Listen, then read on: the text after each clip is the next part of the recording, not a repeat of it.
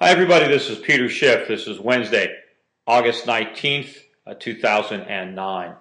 Well, this morning, Warren Buffett had penned an op-ed in the New York Times. And in that op-ed, Mr. Buffett correctly points out the dangers of a falling dollar and higher inflation and what's likely to happen over the next few years if we don't rein in all of our deficit spending and bring our fiscal house back into order. But the problem with Warren Buffett's op-ed is in the very op-ed where he's warning about the dangers of a weak dollar, of inflation, of too much debt, he is praising the very policies that are creating that problem. He's talking about too many dollars being put into circulation, but he's applauding President Obama and Congress for putting them there in the first place. Apparently, Warren Buffett thinks the way out of debt is to take on more debt.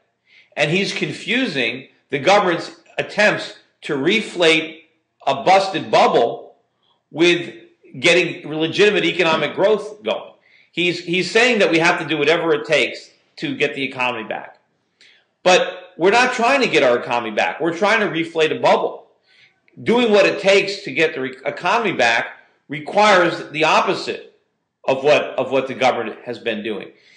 For Warren Buffett to write an article where he says that we needed all the stimulus, we need all the deficits to stop the bleeding, to return the economy to health.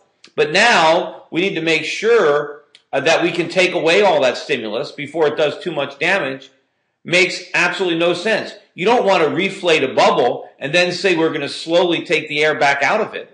The real solution is not to try to reflate the bubble in the first place. It would have been much better had we not printed all this money, had we not run the deficits through the roof.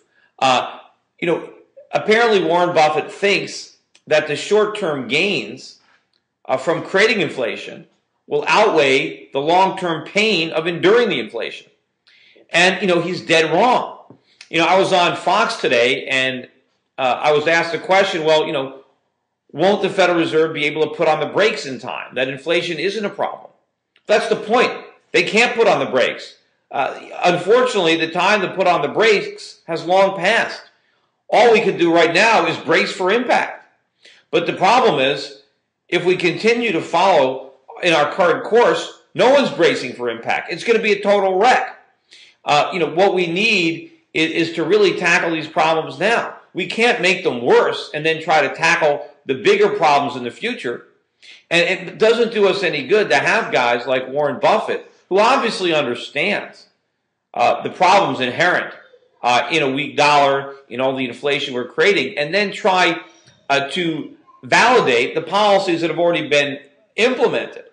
Again, there's no difference between what Obama is doing and what Bush did. When Bush inherited a recession from Clinton, we refused to let the market function. We stimulated the economy. We took on more debt. We created more inflation, and now we're have the payback. We're suffering the consequences of that foolish behavior. And here we are doing the exact same thing, and Warren Buffett apparently hasn't figured it out. And there was another article I think today from Bill Gross from PIMCO, again with the same warnings that the dollar is going to go down. There's going to be a lot of inflation. Again, but he has supported all the bailouts. He has supported all of the activity that is creating all the problems for the dollar, that is laying the seeds for all the future inflation that he now finds problematic. And, I saw, one of his partners, Alarian, was on CNBC the other day talking about the fact that it's a foregone conclusion that the dollar is going to go down, it's going to lose value, but reassuring everybody that it's okay, because the dollar is going to lose value in an orderly way. It's going to gradually decline over time. Well, why is that good?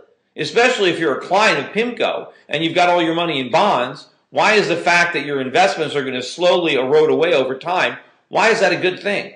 Why is it a good thing for Americans to go bankrupt slowly? I mean, if you're going to lose money, if you're going to go broke, is it a good thing that if the process is orderly? And of course not. I would rather not go broke. I'd rather remain solvent.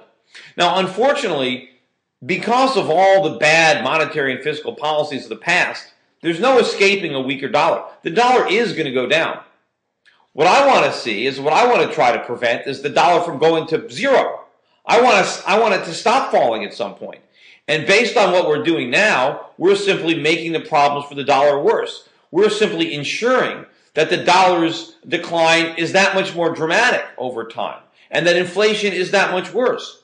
You know, the sooner we stop digging ourselves into a deeper economic hole, the sooner we can start digging our way out of it or filling it back up again. But unfortunately, nobody has seemed to figure this out. Even people as obviously smart and successful as a Warren Buffett or a Bill Gross. Also, I wanted to point out, you know, we've talked a lot about the healthcare issue recently. People saw my discussions or my interview. I put interview in quotes on MSNBC.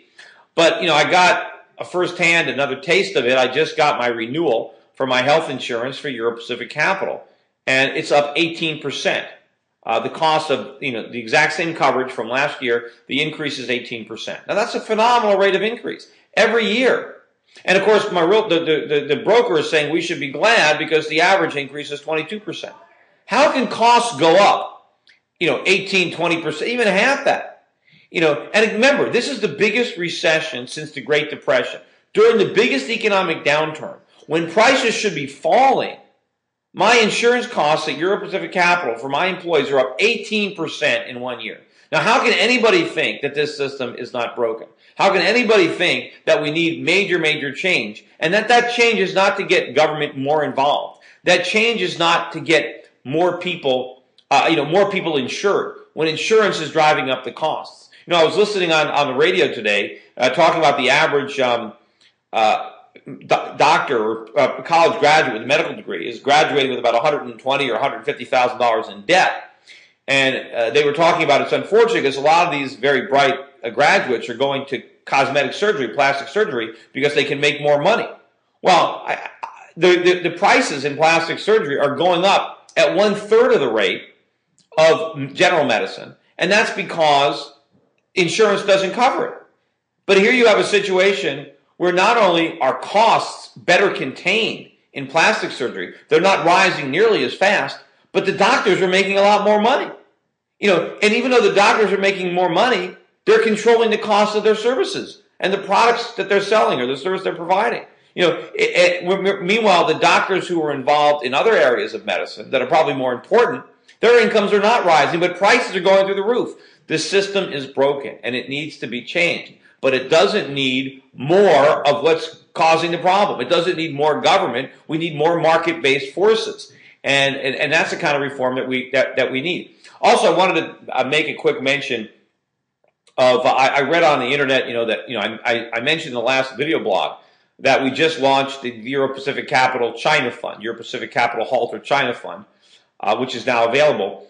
And I saw someone on the internet mention maybe this was a contrarian indicator. You know, here the market is declining just as Schiff launches his China fund. Well, first of all, you know, I had the idea for launching this fund when the Chinese market was on the lows. It's just that there's so much red tape. There are so many hoops that the government requires you to jump through that it takes a long time to get a mutual fund off the ground. And so, unfortunately, I mean, for the fund, the Chinese stock market doubled, you know, while we were trying to get the thing launched. But meanwhile, we've had about a 20% correction from the highs. We launched the fund. It's still almost all in cash. We understand that the market went up, and we're trying to put the money to work slowly. But again, China is a long-term play. I'm not looking for people to buy into this fund because they want to get their money out in a year. I mean, nobody should be investing in the stock market if they want their money out in a year. I'm talking long-term. I'm talking 5 years, 10 years, 20 years. And I think over that time horizon, it's really not even going to matter if there's a correction in the Chinese market right now.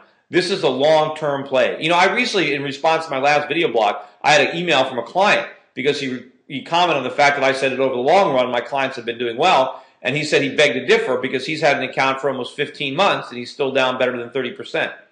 15 months is not the long term, especially when you invest right before the biggest stock market decline in world history. You need a long-term perspective before you invest in volatile assets, and stocks are volatile. But the key is to get good dividends so that you can collect income while you're waiting for the long-term appreciation to come. Anyway, that's it for today. Thanks, everybody. Remember to go to SchiffForSenate.com and also to listen to my radio show tonight.